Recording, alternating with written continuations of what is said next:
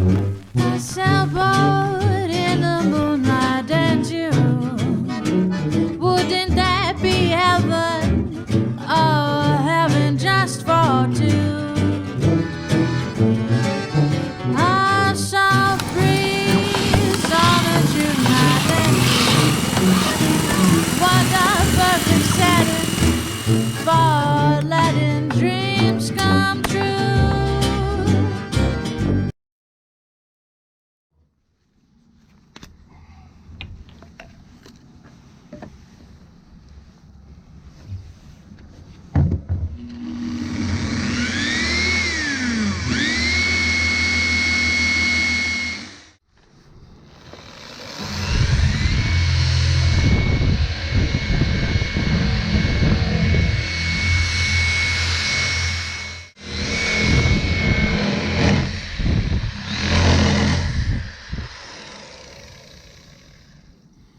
Uh-oh. Uh-oh. That's not good.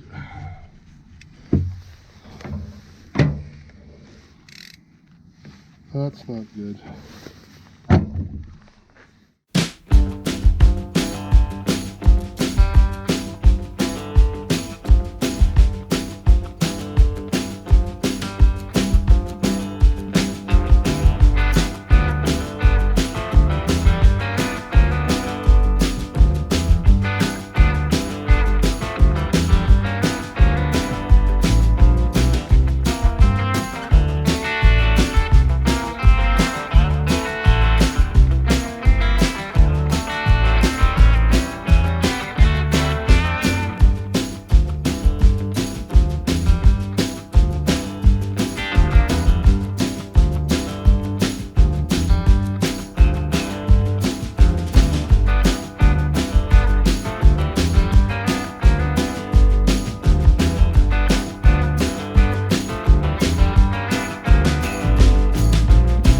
Okay, so somebody was kind enough to leave some aluminum bars in the marina for a winter cover.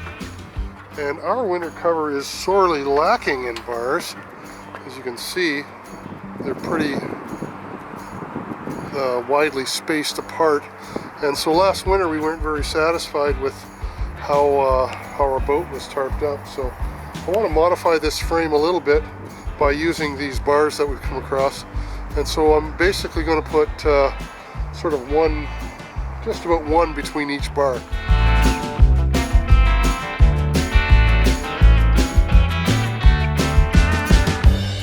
Well, this has been one of those days.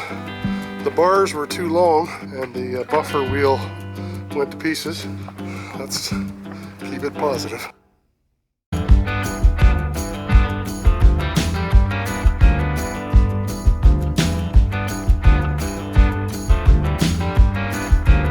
Well, even after all the roadblocks, we still managed to have a productive day. We cut and bent 12 new frames for Windover's winter cover. We even had enough salvage material left over to make a winter frame for Molly's Holman 20. I think there are a few more projects we can do here today.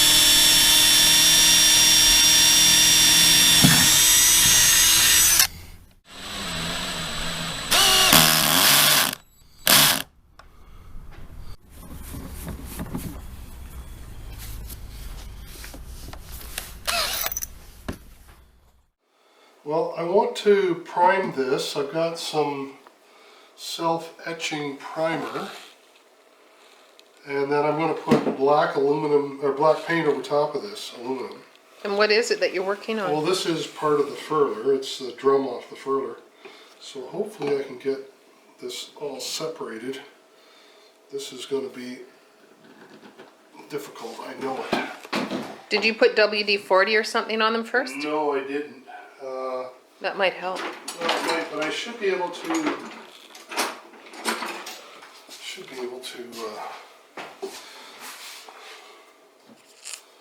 Just undo this using Brute strength? brute strength. Yeah. So put this on there, get a little bit of leverage. It's a really, oh shoot. That's a really smart idea. Should be able to do that. You're going to take a chunk out of my table. You think? I hope not.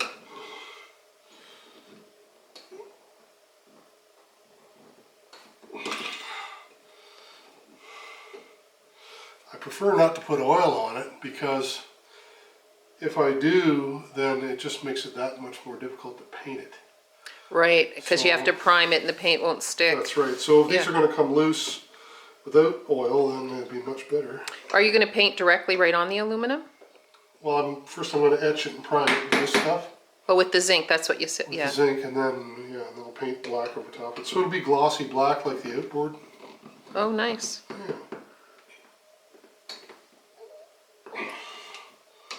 It's coming. Oh, there you go. Yeah, there you go. These have been on the boat a long time. It has been, I think, 30 years.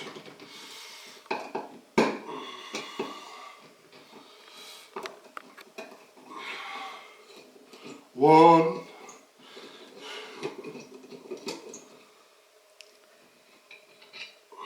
They're not very long, but you can see how the similar metals react to one another. Getting one out is easy, getting two out is always the problem. Just go slow. Seems to be going.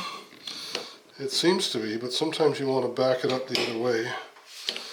Maybe not this time.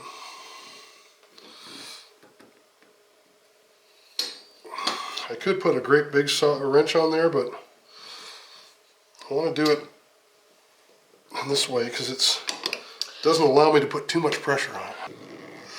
There we go.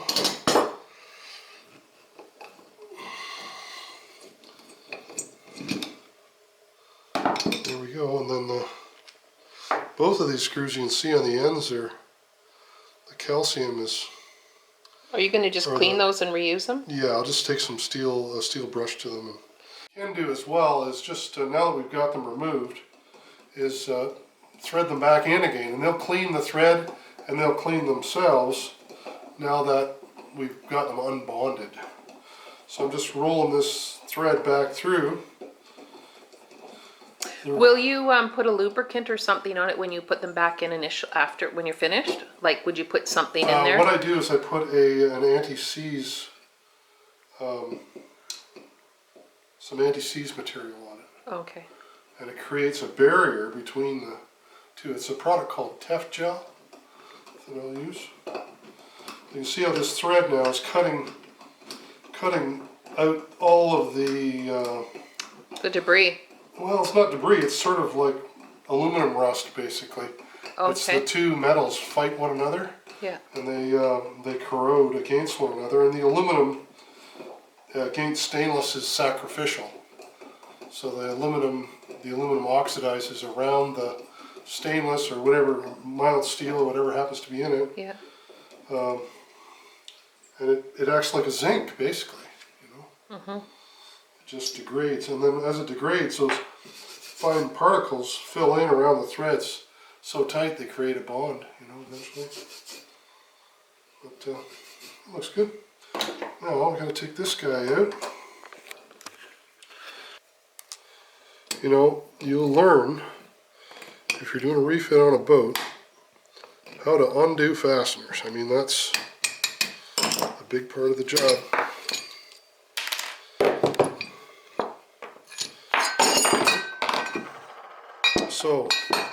So what I've got here are 3 sheaves, and then there's a piece of stainless here that could be polished up really nicely, and there's one secondary plate, also stainless. So I'll polish these to a super like a mirror shine. We'll wash the sheaves up, clean up these pins and the screws with some steel wool, and then I'll give this a light little sand. So I've got 1 coat of primer on this aluminum, sort of this green color.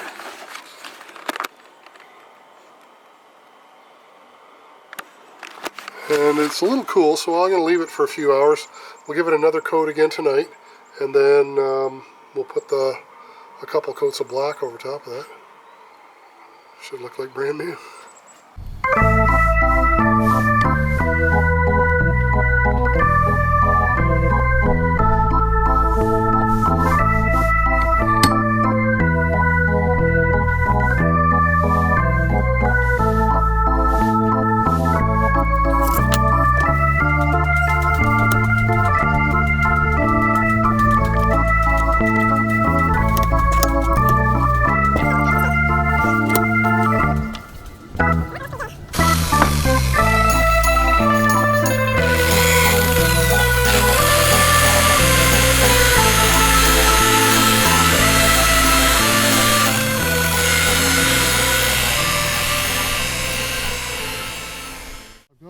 Parts that need to be cleaned, and all the parts that need to be replaced, and repaired, etc., etc. And we're ready to go. I went ahead and did the painting on this, so you can see there's a bug out already. Look at that. You can see how that's all been nicely brought to black again. So I'm pretty happy with that. Thought I wouldn't bore you with the painting. I mean, my goodness, it would be pretty boring to watch. So, got some grease, I've got some anti-seize compound.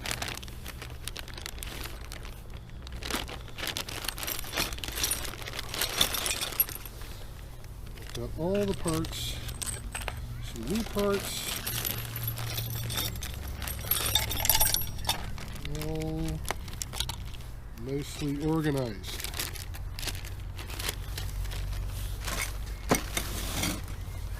There we go.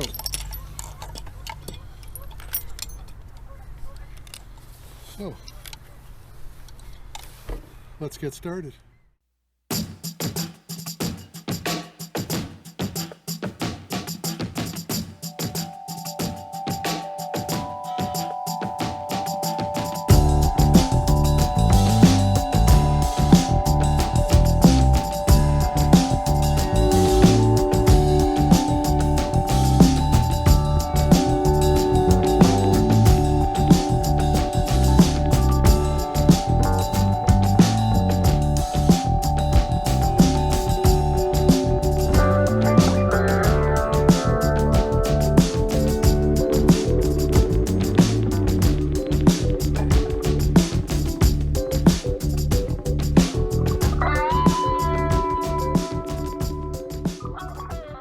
Okay, I've got my mess all cleaned up now, and I had to shut the cameras off. Sorry, it was painful to watch.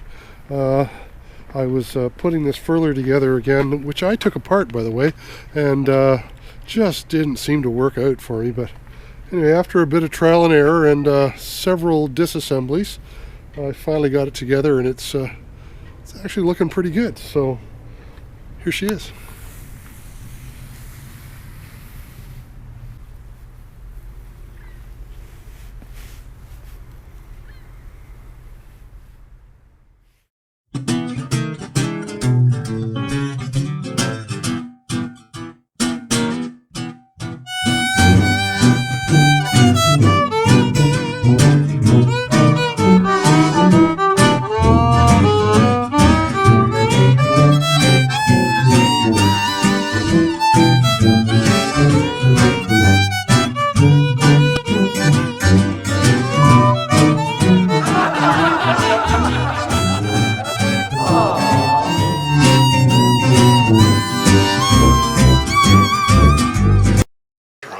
think putting a piece of non-skid under that would have been a good idea as well for next time. Because it's slipping around a bit. You know where we can get some non-skid? Or? I'm the queen of non-skid. Talk to me.